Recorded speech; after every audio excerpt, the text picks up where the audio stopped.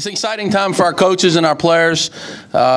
They've worked extremely hard since August to get ready for opening day, and this is the first time as a group we'll get together since the fall to begin our quest, to preparing for opening day and our quest to having a successful season here.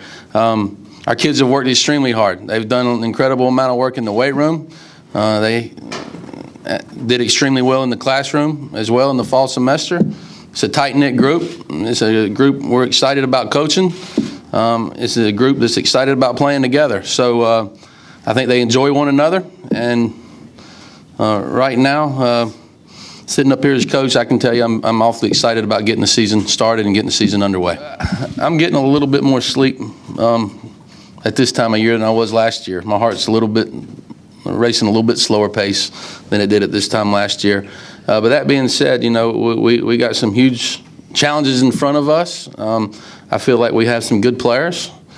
We got some experienced players. We got some guys that have played in the College World Series and played for a national championship. And they're excited about trying to, as a group, to get back out there. But this program has been and will always be about our players. And I'm lucky to share a dugout with them and be their coach. I have an incredible coaching staff. As coaches, sure, we're excited. But I can guarantee our excitement doesn't exceed our players' excitement. They've been working extremely hard. They put in a lot of time and effort, and they're anxious to get this thing underway. Well, we got some questions to be answered. We're young in some spots, but I think it's a very talented group.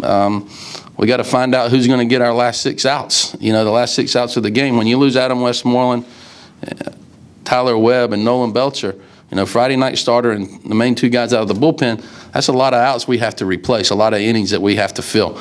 We're looking at replacing some of those innings with freshmen, and that's concerning as a coach. But those freshmen are talented kids. And, we have a couple older guys in there that are fighting to be our closer here and there. I don't know who our closer is going to be. Cody Mincy showed great promise. Matthew Vogel showed great promise. Will Crow's got an exceptional arm. We got capable people back there, but they're unproven.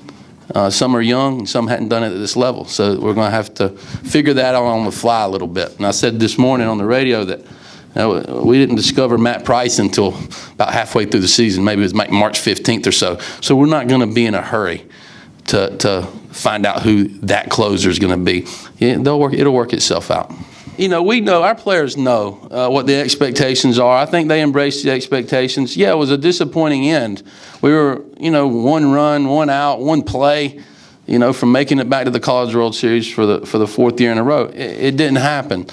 I hope there's a bitter taste in their mouth. I think there is. We don't talk about it. I'm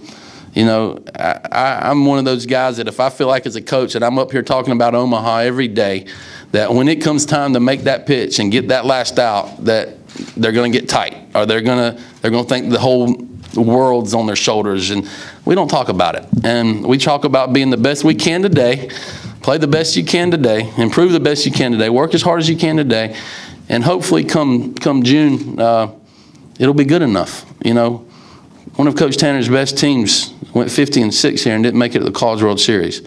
It's not life or death.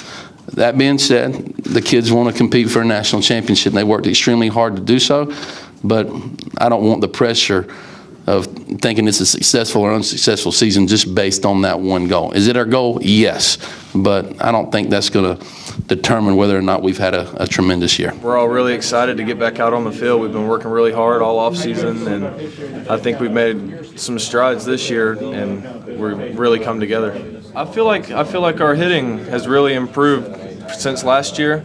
We lost some really good hitters last year, but we got a few more this year, and we've got guys that were on the bench last year that are really good and can really play. It's a clean slate. It's a new year. Every team's 0-0 now. We're just ready for that first game on Valentine's Day. That's what we're working towards. With that being said, what are the expectations for this project? I think anytime you play for a South Carolina baseball team, the expectations are very high.